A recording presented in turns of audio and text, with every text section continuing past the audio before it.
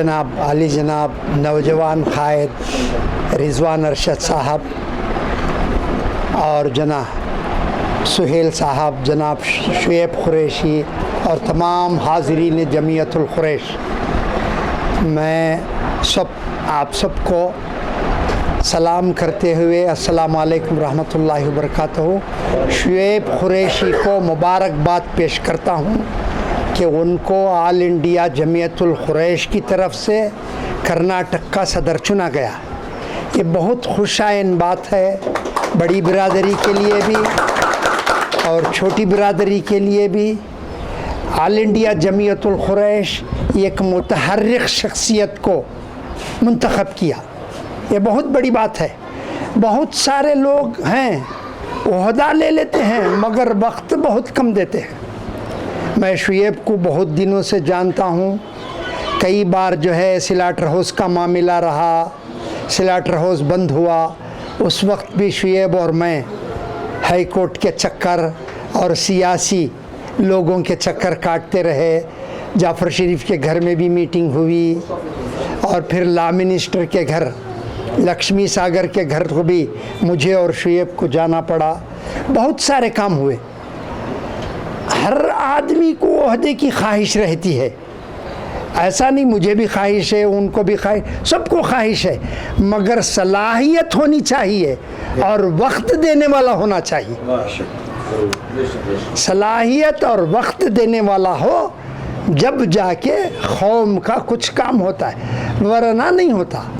इसलिए मैं Jamiatul Quraish, all India Jamiatul Quraish को भी मुबारकबाद पेश करता हूँ कि उन्होंने शुएब को चुनकर एक ज़िम्मेदारी का मुजाहरा किया।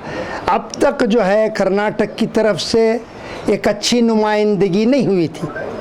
2004-05 में जब मैं जमीयतुल कुरैश को गया, ऑल इंडिया जमीयतुल कुरैश के इजलास में जाने का इत्तेफाक हुआ, तो उस वक्त मीरठ के सदर साहब ने मुझे कहा मैं तुझे सदर बना देता हूँ। मैंने कहा नहीं, मैं उस काबिल नहीं हूँ, मैं वक्त नहीं दे सकता।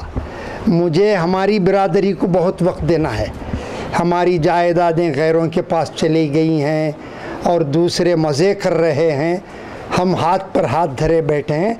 अब मैं आपका ओहदा लेकर ज़िम्मेदारी नहीं अदा कर सकता, तो मैंने खुले लफ्ज़ों में इनकार कर दिया उस वक्त। हालांकि सिराजुद्दीन कुरैशी से की भी मुलाकात हुई दिल्ली में।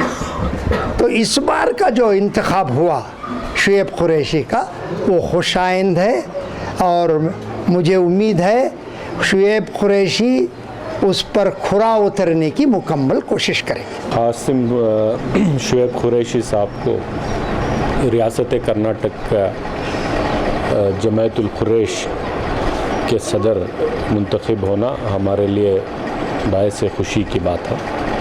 वो हमारे इलाक़े में रहते हैं, यहाँ पे कई बड़ी तादाद में जमायतुल कुरैश के लोग अपना कारोबार करते हैं, रिहाइश उनकी यहाँ है, तो इनका मुंतखब होना हम सब के लिए बहुत खुशी की बात है।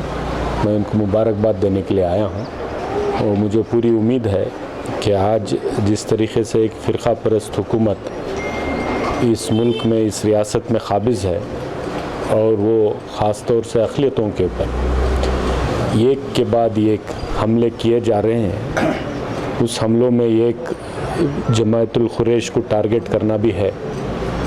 इन सब चीज़ों से बचने के लिए, हमारी दिफा करने के लिए बहुत बड़ी लड़ाई, बहुत बड़ी जिद्दोजहद करना ज़रूरी है। मुझे उम्मीद है कि इनकी सदारत में अच्छे से अच्छा काम होगा और पूरा दिफा का जो भी बेड़ा उठाना होगा ये उठाएंगे, उनके साथ हम लोग भी खड़े रहेंगे। देखिए, सबसे पहले जो है ऑल इंडिया जमीयतुल कुरैश का मैं शुक्रिया अदा करता हूँ, जिन्होंने मुझे जो है इस कर्नाटका सूबे के लिए मुझे सदर मुंतखब किया गया। पिछले 10 सालों में जो है जो भी ज़िम्मेदारान रहे हैं वो इस पर कुछ कोशिश नहीं किए हैं। ये लोग जो है बहुत ही वक्त को बर्बाद कर दिए हैं। अब सारे मसाइल जो है अब हाल में एक साल का अरसे के अंदर जो है मुझे इसको पूरे तरीके से जोड़ना है। मेरी पूरी जद्दोजहद यही रहेगी कि मैं जो है तमाम जमीयतों को मैं ऑल इंडिया जमीयतुल कुरैश से जोड़ूं, ताकि हम लोग जो है एक यूनिटी बनकर उभरे, ताकि हम हुकूमत को हिला सके या अपनी बात को पेश कर सके। देखिए, जब बैठकर बातचीत करते हैं, कम्युनिकेशन हो जाता है, तो जितने मसाइल हैं वो सामने आ जाएंगे, हल हो जाएगा। एकजुट होकर बैठने से जो है हर चीज़ हो जाती है। तो इस वक्त सबसे बड़ा मसला क्या नज़र आ रहा है? इस वक्त सबसे बड़ा मसला जो है गौकशी पर जो पाबंदी लगी है, हम लोग यही चाहते हैं कि जो है गऊ जो है आप जो है उसे नेशनल एनिमल बना दीजिए, हमें कुछ परवाह नहीं है। जो हमारी रोज़मर्रा ज़िंदगी का जो मेल जानवर है, जैसे बैल है, सांड है, जैसे खुलगा है, इसको आप इजाज़त दीजिए काटने के लिए। हम तो गए को हम पहले से भी 1964 एक्ट के तहत हम लोग जो है इस पर पाबंदी की पहले से भी हम डिमांड कर रहे हैं, और हम ये कह रहे हैं कि आप इसको नेशनल एनिमल डिक्लेयर कर दीजिए। आप क्यों खामखा का उसको एक्ट को रख लेके जो है खामखा का हमारी माशी हालत को जो है परेशान करना। हमारा दबा हुआ तबका है, इलिटरेट तबका है, हमारा अनपढ़ तबका है, इनको जो है प्रेशर करना, मॉब लिंचिंग करना, ये सब कब तक चलता रहेगा? वंस फॉर ऑल इस मैटर को ख़त्म कीजिए और आगे जो है जियो और जीने दो वाला मामला पेश कीजिए।